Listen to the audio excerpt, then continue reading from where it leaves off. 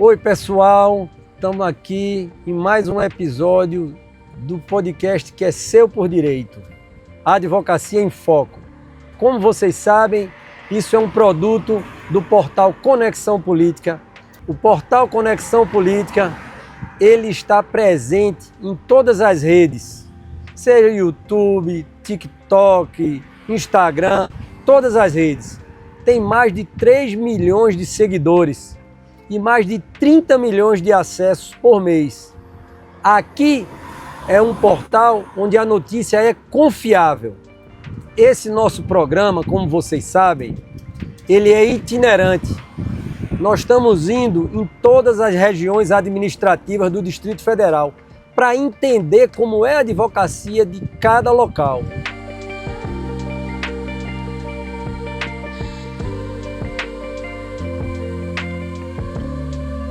E você que votou no Núcleo Bandeirantes, Parkway e Candangolândia, acertou, porque hoje o nosso programa vai ser aqui. E eu estou ladeado por 3 advogadas e por um colega advogado. Estamos em minoria hoje, novamente. E eu acho sempre muito bom quando a gente está em minoria, tá? Eu fico muito feliz, porque a presença da mulher é muito importante. Aliás, na advocacia, vocês mulheres já são maioria. Então é muito importante que a gente ouça o que elas têm a dizer e a gente as obedeça, porque elas têm muito a contribuir na nossa profissão. Marco Túlio, me fala um pouco de você, você que é advogado, eu sei que você está aí com a sua OAB há 2 anos só. Fala um pouco da tua jornada aí, como é que está sendo esse início e tal. Depois eu vou passar para a doutora Pamela, vou passar para a doutora Michele, por fim vou passar para a doutora Sônia, para eu entender nessa primeira rodada um pouquinho de cada um de vocês e aí depois a gente poder entrar nos temas que importam para a advocacia aqui dessas 3 regiões tão importantes. Doutor Everardo, quero agradecer o convite. Tá? Para quem não me conhece, meu nome é Marco Túlio Teixeira, jovem advogado, né? Como o senhor explanou aí, 2 anos de OAB, mas nessa indecisão, nessa luta de acertar um caminho, né? Para a gente seguir e se especializar. Eu acho que essa é a minha maior dificuldade hoje. Entendi. E tua atuação é mais local, aqui no Núcleo Bandeirantes, é pelo Parkway, é no plano? Como é a tua atuação? Atualmente eu moro no Parkway, né? Queira ou não, a gente eu tive a criação aqui no Bandeirante, conheço muitas pessoas aqui. Então, esse contato frente a frente com os amigos, a gente divulgar assim na divulgação boca a boca, né? Isso ajuda um pouco, sim, né? Principalmente aqui no Bandeirante, no Parkway, isso ajuda bastante. Nós vamos aprofundar esse tema aí um pouquinho mais. Agora, eu quero saber um pouquinho sobre você, doutora Pamela. Conta um pouquinho a tua história, conta como é advogar aqui. Me fala aí, a gente precisa te conhecer um pouco. Olá, meus queridos amigos. Quero igualmente, doutor Marco Túlio, que agradecer o convite, doutor Everardo. Bom, eu fico muito feliz de estar aqui com vocês falando de um tema que eu amo, sou apaixonada e tenho como missão de vida, que é a advocacia. E no meu caso, na minha vida, a advocacia entrou de fato há 5 anos, vai completar 6 anos agora de inscrição na OAB, mas eu tenho um contato com a profissão e com essa atuação que hoje eu atuo há muitos anos, há quase 15 anos aí, por conta de outras profissões, né? Eu vim de imobiliária, depois passei para o cartório e pedi demissão para advogar. E me encontrei nessa profissão, sou muito feliz, realizada, hoje me sinto muito realizada. E estar aqui hoje no Núcleo Bandeirantes, especialmente, me traz uma memória afetiva muito gostosa, sabe? Porque aqui eu cresci, aqui eu plantei as minhas raízes com a minha família, me lembra um pouco meu falecido pai também, que há 12 anos infelizmente nos deixou, mas a presença dele continuou muito forte, principalmente estando aqui. Então, eu criei raízes aqui e é muito lindo para mim, muito gratificante, realizador estar exercendo a advocacia num lugar que eu sou apaixonada. Pamela, você sabe que eu não sou aqui do Núcleo Bandeirantes, todo mundo sabe que eu sou pernambucano, né? Eu venho lá de Garanhuns. Mas você sabe que o Núcleo Bandeirantes também me traz essa memória afetiva, eu acho que remetendo lá à minha terra. Eu adoro, tem uma padaria aqui na Rua de Cima que eu adoro, venho geralmente aos sábados e tal. Também o mercado, você desce a escadinha lateral do lado esquerdo no mercado e lá embaixo tem uma carninha que parece que eu estou lá em Garanhuns comendo. E aí eu adoro vir aqui no mercado. Também tenho essa impressão, parece que eu não fui criado aqui, mas eu tenho essa impressão que me remete como se eu tivesse sido criado. É muito legal. E agora eu quero saber um pouquinho da senhora, doutora Michele. Fala um pouquinho da senhora, como é, para a gente precisa conhecê-la um pouco mais. Tá certo, doutor. Um prazer estar aqui com vocês todos nessa manhã. Eu sou Michele, advogo há quase 15 anos. Amo a área criminal, é a área que me domina. Amo meus passarinhos, como eu falo. Sou super criticada nas redes, porque as pessoas, né? Essa área é uma área ainda que as pessoas têm um pé atrás, criticam um pouco. Mas assim, amo o que eu faço. Brinco um pouco ali no divórcio. Sempre tem um amigo que, né, que precisa. Mas minha atuação é a criminal. Gosto muito. Amo advogar. Que legal. E sempre advogou aqui, advoga Sempre. em outra Advogo área? muito aqui no Bandeirante, porque, Sim. né?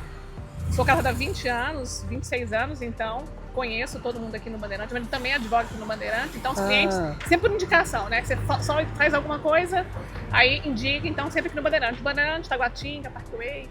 Que legal. Essa A área gente aqui. tem até uma percepção muito clara, eu tenho hoje essa percepção muito clara dessa mudança, de como antigamente, como a senhora está falando aí, como a indicação era no pessoal, como o próprio Marco Túlio falou no início também, que você conhece as pessoas vão indicando e você vai se relacionando, mas tem um outro mundo descortinando, outro mundo por vir, que é o mundo do digital. É você fazer essa apresentação por redes e tal. Isso é um tema que eu tenho batido muito. Eu acho que a advocacia precisa avançar nesse tema. Eu acho que todas as outras profissões e todos os outros segmentos, na verdade, da economia, eles já se atualizaram para o mundo digital. E eu acho que nós estamos um pezinho atrás. Eu tenho 2 pés. Certamente nós estamos atrasados nisso e precisamos avançar, precisamos discutir essa matéria e avançar com os nossos regramentos. Eu não acho que não deve ter regra, mas eu acho que essa regra deve ser mais ampla para que a gente possa conseguir avançar no novo mundo, né? Obrigado. Eu agora quero saber um pouquinho sobre a senhora, doutora Sônia. Fala aí um pouquinho. Senhora sempre muito risonha, seu sorriso é lindo. Obrigada. Mas é o que eu falo, né? Amargo só o café, a vida tem que ser doce. Isso aí. Mas sou Sônia Carolina, sou advogada há 12 anos, atuo. Hoje eu atuo apenas em trabalhista, então acabo não advogando, obviamente, aqui na região, pela ausência de TRT. Mas comecei distribuindo meus cartões aqui no comércio do Núcleo Bandeirante. Eu lembro até hoje que assim que eu peguei meu número de ordem, eu nem esperei pegar a carteira, a gente tinha como pedir antecipadamente qual seria o número, né, que seria da carteira. E assim que eu peguei o número, meu pai correu na gráfica que ficava aqui na 2ª Avenida, falou assim, ó, eu quero um cartão com o nome da minha filha, a OAB e o telefone dela. Que legal. E era pro cartão ser preto, ele saiu marrom.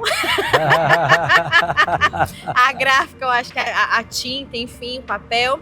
E meu pai andava aqui, olha, minha filha é advogada, se você precisar de alguma coisa, tá aqui o cartão dela. Ó, minha filha é advogada, se você precisar de alguma coisa, tá aqui o cartão dela. Então comecei a carreira aqui no nosso tribunal aqui do Bandeirante, acabava que pegava também algumas causas aqui do Guará, né, pela proximidade. E comecei assim, né? E como é toda a história, a família toda envolvida, A né? família toda envolvida. Todo mundo envolvido no projeto, né? Ah, você precisa de um advogado? Minha filha é advogada, tá aqui o cartão dela. Meu pai fez um milheiro, ele acabou em 3 dias. Oh, eu não que sei massa. como. Não sei se ele saiu jogando na rua. Eu sei que o milheiro em 3 dias acabou e ele falou assim, vou fazer outro, só que o outro ele já fez branco pra não ficar desbotado e tal. Que legal, muito bom, muito bom. E agora eu vou seguindo com a senhora. Vamos falar um pouco daqui, do Núcleo Bandeirantes. Você disse que advoga mais no trabalhista, Sim. então eu já percebi que tem uma necessidade aqui na região, não é? De uma vara do trabalho, porque senão vocês têm que se deslocar. Me fala um pouco dessa dificuldade, que já é uma das dificuldades aqui. E eu sei também, você não falou, mas eu sei também que você hoje exerce a vice-presidência Isso. da OAB aqui, do Núcleo Bandeirantes. Fala para mim um pouco sobre essa dificuldade de não ter uma vara trabalhista e fala um pouco também sobre a OAB do Núcleo Bandeirantes. Eu queria que você falasse rapidinho sobre esses dois temas, por favor. Tá bom. Bom, realmente estou atualmente no cargo, né, de vice-presidente aqui da subseção do Núcleo Bandeirante. Meu mandato vai se encerrar agora em dezembro. E acaba que, como vice-presidente, a gente acaba ouvindo bastante aqui os advogados da região. A ausência de mais varas do trabalho, eu acho que não é algo só local, acaba pegando em praticamente todos os advogados trabalhistas que atuam aqui em Brasília. Nós temos apenas a vara de Brasília, a vara de Taguatinga e a do Gama. E acaba que são poucas varas para uma comunidade que é extremamente grande, porque se às vezes nós temos várias varas cíveis e ainda assim a gente tem às vezes um excesso de demanda, imagine-se até apenas 3 tribunais trabalhistas, dos quais o Gama mesmo só tem 2 varas, se eu não me engano, Taguatinga tem 5, são 7, e Brasília tem 20 alguma coisa. Então, assim, você vê que é pouco para muito. Bandeirante, excepcionalmente aqui, a gente vê muito comércio, são muitas pequenas empresas que automaticamente acabam não seguindo em risca, muitas vezes, o que a CLT determina. Então, daqui também há um fluxo muito grande dessa demanda de trabalho, que às vezes a gente acaba buscando aí lá o TRT de Brasília, uma demanda que poderia ser local, que poderia estar aqui mais perto da comunidade, poderia estar atendendo melhor as mazelas, porque a gente também, como advogado, sabe que a estrutura de quem trabalha na Asa Sul, Lago Sul, Asa Norte, é diferente da estrutura de quem trabalha dentro de uma cidade pequena, onde os comércios são menores. Então, assim, às vezes até uma falta de empatia do próprio juiz com a causa, de entender, de saber como é que é a cultura que aquela empresa enfrenta diariamente, isso acaba às vezes atrapalhando uma boa conciliação, um bom acordo, uma boa sentença. Aqui hoje nós temos quantos advogados? São mais de 700 advogados aqui hoje, Aqui, inscritos aqui, se eu não me engano, a última são mais de 700. Mais de 700 advogados. Tá bom. E como é a estrutura da ordem aqui? Eu soube que deu uma melhorada na estrutura física, mas ela está sendo bem ocupada, ela está sendo bem utilizada, os advogados estão reconhecendo isso, eles estão indo lá para se socorrer da ordem. Como é que tem sido isso? O que é que eles têm achado da ordem aqui? Em março, né, a gente recebeu uma nova casa, uma casa maior. A nossa antiga casa já não comportava mais 700 advogados. Recebemos realmente agora uma casa com mais salas de atendimento, com salas de calm work, né, para os advogados da região. Aqui na região, nós temos uma peculiaridade que metade dos nossos advogados são jovens advogados. Que massa! Então acaba que há uma necessidade para uma estrutura física de atendimento, de computadores, salas para fazer audiências virtuais, porque não é todo advogado aqui da nossa região que às vezes tem condições de ter um computador com uma webcam boa, de qualidade. Geralmente não tem, né? O advogado de início de carreira, o advogado iniciante, geralmente ele tem umas dificuldades. E eu tenho falado sobre isso, Sônia. Muitos dos serviços judiciais foram passados para a gente de forma equivocada. E a gente não viu isso refletir na diminuição do valor das custas judiciais. Antigamente, quem autuava os processos não éramos nós, era o serventuário da justiça. Hoje em dia, a gente faz o trabalho do serventuário. A gente tem que autuar processo, então você tem que ter um computador bom, você tem que ter uma câmera boa, você tem que ter uma internet boa, de alta velocidade. É muito difícil isso. Né? Até intimar testemunha, isso mesmo. Nós vamos falar sobre isso um pouco. Isso, mas... E aí, talvez entrando nessa esfera, recentemente eu tive uma audiência no Sejusc de Taguatinga, do TRT de Taguatinga, e a minha cliente mudou-se de Brasília, retornou para São Paulo, onde estavam os familiares dela, inclusive de um comércio aqui da região do Núcleo Bandeirante. E aí eu falei assim, olha, excelência, a minha cliente está longe, está fora de Brasília, eu preciso que seja virtual. E aí, no Sejusc do TRT não tem preparação para uma audiência virtual. Eu precisei levar o meu celular, eu ligar para cliente de videochamada e mantê-la na videochamada, sendo que o TRT de Taguatinga, o meu sinal, pelo menos do meu telefone, não é bom. E toda hora a conexão caía. Então, assim, realmente com a digitalização, com essa modernização, houve realmente esse repasse. A gente temos que nos unir. Nós temos que nos unir para tentar enfrentar esses Isso. problemas. Me diga uma coisa, Michele, fala aí você um pouquinho. Você que, depois de mim, que tenho 26 anos de Eu profissão, sou bem novinha. você é a que tem mais tempo na casa. Então, como foi no começo e como está sendo agora advogar aqui? Quais são as oportunidades que você, ao longo dessa jornada, você identificou aqui? Porque depois eu vou sair, vou passar pela doutora Pamela, mas vou chegar no novinho aqui, Marco Túlio, para a gente saber as dificuldades e oportunidades que ele também enxerga. Me fala aí você, por favor, um pouquinho. Então, as instalações hoje, na nossa realidade do direito penal, é um pouco complicado. Porque o presídio, por mais que tenha essas reestruturas, o atendimento lá, a sala ainda não está adequada para o advogado, é um lugar muito longe, então a gente precisa de ter uma estrutura para nos acolher melhor. Vários atendimentos por dia, são vários núcleos lá dentro do presídio, então assim... Eu tenho discutido sobre isso. Em cada pavilhão lá tem 3 salas de atendimento, mas pelo que eu tenho visto só tem sido disponibilizada uma por pavilhão. Exato. E aí tem acumulado essas audiências. Você tenta agendar, porque o agendamento é todo feito Todo. digitalmente, você tenta agendar, nunca tem vaga, você nunca consegue falar com o seu cliente. Inclusive essa semana nós fomos à VEP, né, conversar com uma juíza titular da VEP, para pedir à juíza titular que modifique essa questão. Ela disse que não pode modificar, porque não depende só dela. Tem um provimento, foi um convênio feito entre a OAB do Distrito Federal e o sistema carcerário para que fossem disponibilizadas só essas vagas. Ou seja, pelo que eu entendi, a OAB, em vez de trabalhar para aumentar a quantidade de atendimento, a OAB trabalhou para limitar essa quantidade de atendimento. Não tem o menor sentido se você tem 3 salas de atendimento por pavilhão, por que você não abrir os atendimentos, que são 9 por dia? Por que você não abrir os atendimentos dos 9? Aí já seriam 27, né? Isso é outra questão que a OAB deveria atuar de forma mais firme. E a família, né, do custodiado, ela não entende isso. Acho que o advogado que não está querendo atender, ou seja, são milhares de presos no sistema carcerário hoje e nós temos vagas para atendê-los. Então, assim, para a gente também é ruim o nosso trabalho, que Sim. entregamos um trabalho ruim, porque a família espera algo mais do advogado. Sem dúvida, sem dúvida. E você, doutora Pamela, me fala um pouquinho aí. Eu queria que você me falasse da estrutura judicial, extrajudicial aqui. Você que trabalhou na estrutura extrajudicial, né?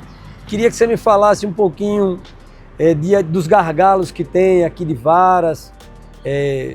Eu já ouvi comentários sobre vara única aqui. Explica um pouquinho isso, doutora Pamela. Como é que está hoje e o que é que a senhora acha que a gente poderia lutar para melhorar o trabalho do advogado aqui?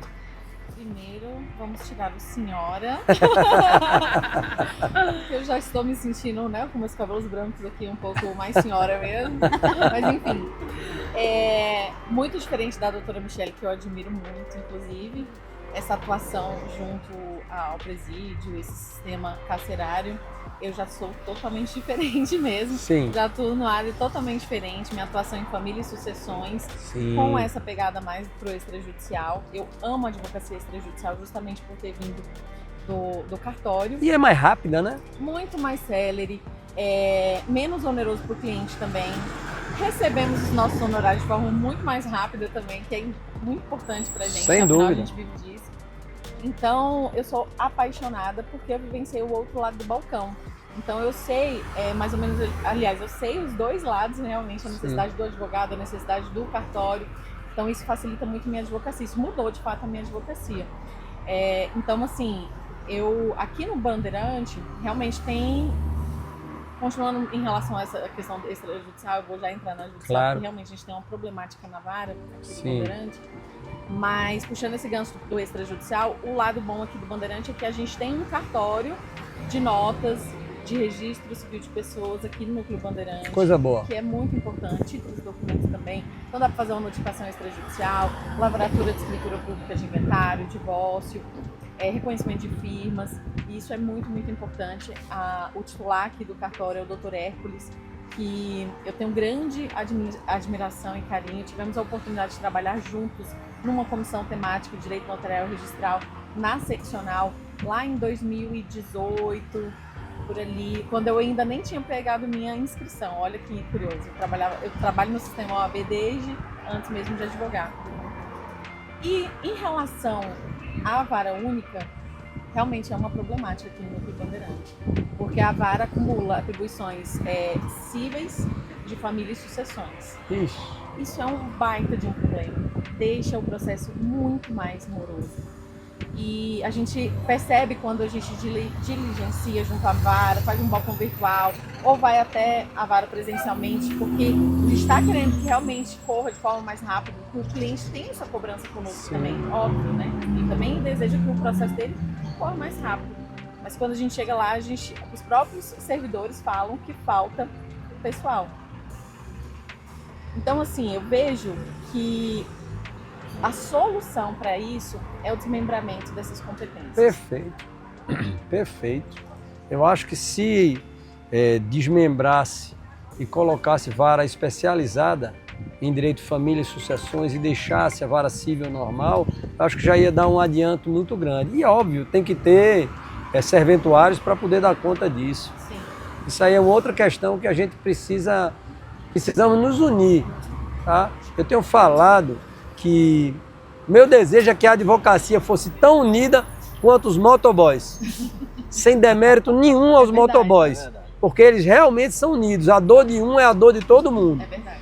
No dia que a advocacia entender que a dor de um é a dor dele próprio, nós vamos ser muito mais fortes. Precisamos de união. Muito bom saber disso. Acho que é uma solução que nós temos que buscar. Eu quero ouvir, eu vou voltar já com a senhora, viu, doutora? Com você, Pamela. Não pode dizer senhora, esqueci. Eu volto já com você porque eu queria falar um pouco dessas novas tecnologias e do direito digital, como é que você deve se portar nas redes. Eu sei que você fala sobre esse tema. E eu vou começar aqui com Marco Túlio. Me fala uma coisa, amigo. Tá fácil arrumar cliente aqui? Calma, tenho várias perguntas. Não, viu? Já vou adiantando. Ele já tá ansioso, não. Tá fácil arrumar cliente. Isso aí. Tá fácil arrumar cliente. Os honorários estão justos. Aqui tem escritórios que você pode ser advogado contratado, se você sabe dizer. Se o piso da categoria ele é observado. Conta aí. Vamos lá, vamos em partes aí, doutor. Primeiro, voltando nessa citação sua aí sobre a união, né, dos motoboys, é admirável mesmo. E a gente precisa, sim, na classe de advogado, porque, assim, eu tenho um amadrinhamento aqui com a doutora Pamela, né, que eu estou aprendendo muito com ela, na prática, né, porque quando a gente está na faculdade, eu não tive a mesma facilidade que a doutora de identificar qual a minha aptidão, o seu segmento. Qual o segmento do direito que eu deu aquela paixão? Ainda comigo não funcionou assim. O sentimento não paga conta, hein, doutor? É verdade. E assim, eu estou aprendendo muito com a doutora Pamela, principalmente nessa área extrajudicial. Você sabe que, deixa eu te interromper, você sabe que uma das coisas que eu falo, que eu acho que é mais importante, é essa parceria entre advogados mais experientes e advogados iniciantes. Com certeza. É muito Se você ajuda os dois lados, ajuda o mais experiente na medida que ele vai ter mais braços. Né?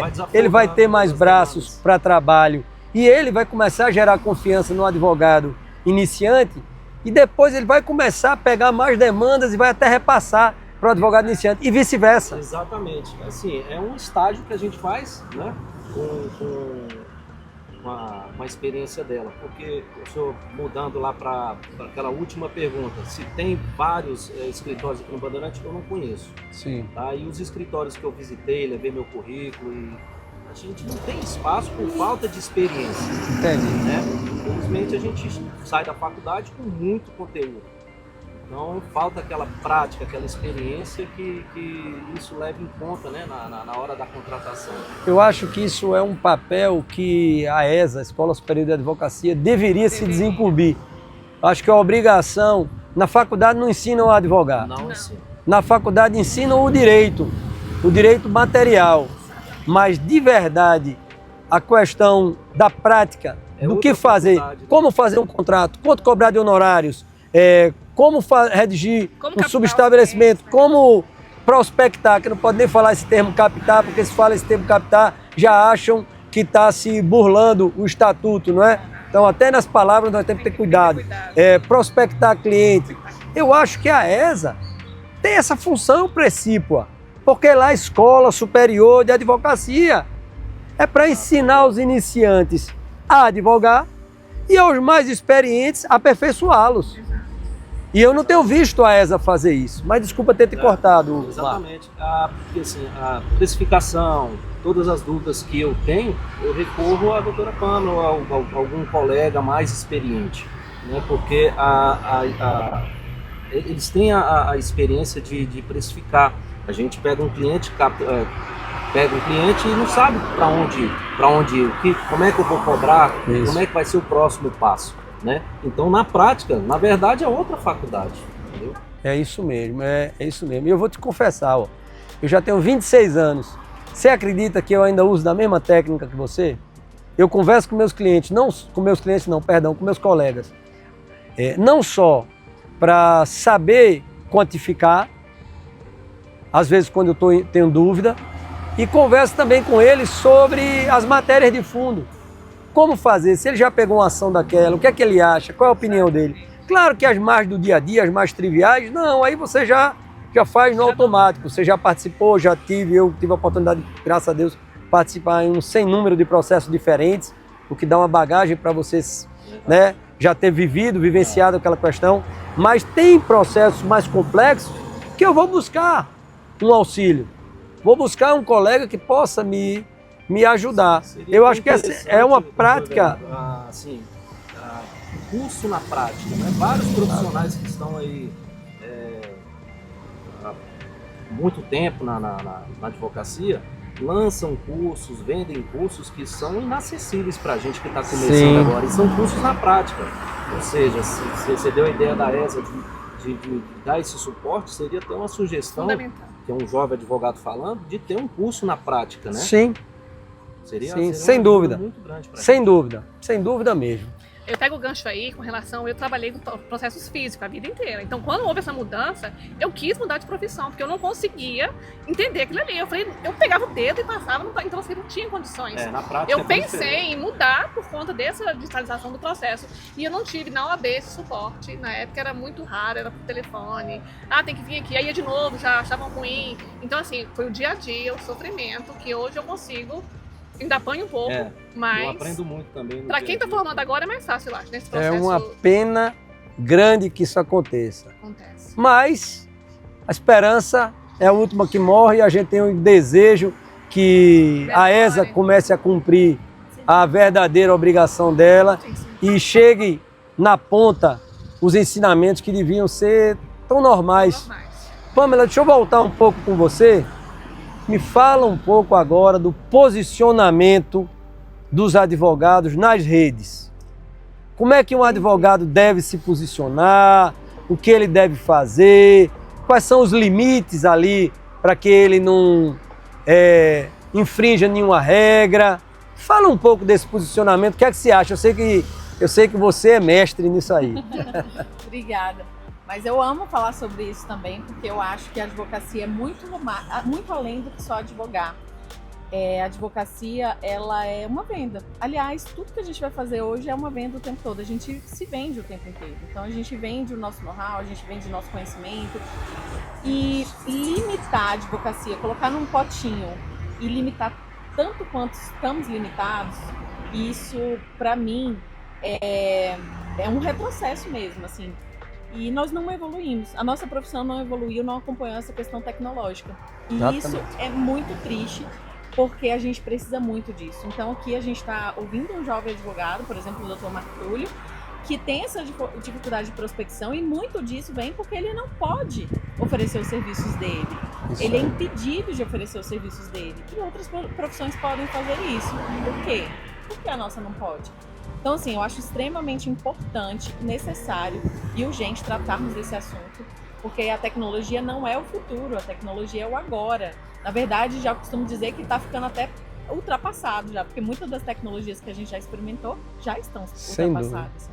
Então, é importante a gente ter esse posicionamento nas redes sociais, ainda que haja limitações, não nos impede de estarmos presentes nas mídias, nas redes sociais, mostrarmos o nosso trabalho, mostrarmos a que viemos, mostrarmos a nossa expertise, porque realmente não é só uma dificuldade da Jovem Advocacia, é uma dificuldade para toda a advocacia a prospecção de clientes. Então, se você fica em casa ou atrás do computador, no seu escritório, esperando os clientes virem, eles não virão. Eles não baterão a porta. E a gente descobre isso realmente quando sai da faculdade, né? A gente fica naquela expectativa, tá, pegamos a carteira. Nossa, o dia de pegar a carteira é um sonho. E agora? E fica com aquela sensação. Quando eu peguei minha carteira, eu tinha acabado de pedir demissão do cartório e nesse projeto de advogar. Então, no meu pensamento peguei a carteira e eu vou advogar. Eu já sou ali super advogada. Sei tudo. No dia, é engraçado que no dia que eu peguei é uma felicidade extrema, mas na hora que eu saí da porta da OAB, pela porta, deu um frio na barriga e falou assim, meu Deus, mas realmente é uma pergunta assim, parece um clichê, né? Mas é realmente, e agora? Aí eu faço o quê com essa OAB? Eu mostro pra quem? Eu falo, como é que eu chego nas pessoas? Por conta das limitações. E isso limita não só na origem da palavra mesmo. Não, efetivamente o nosso exercício profissional está tolhido. Tolhido totalmente.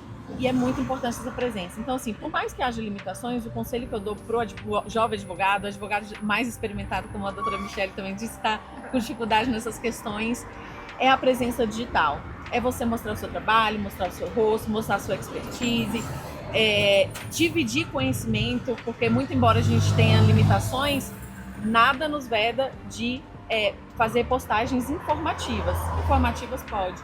E ali eu acho que também há uma prospecção bacana nas redes sociais. Então tem um segredinho aí, né?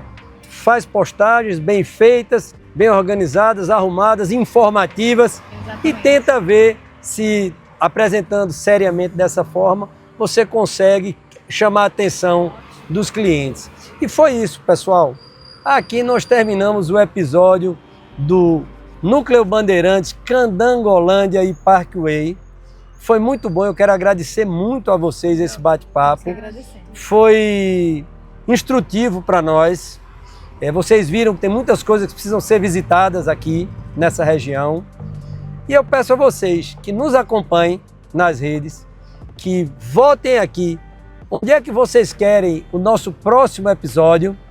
E muito obrigado.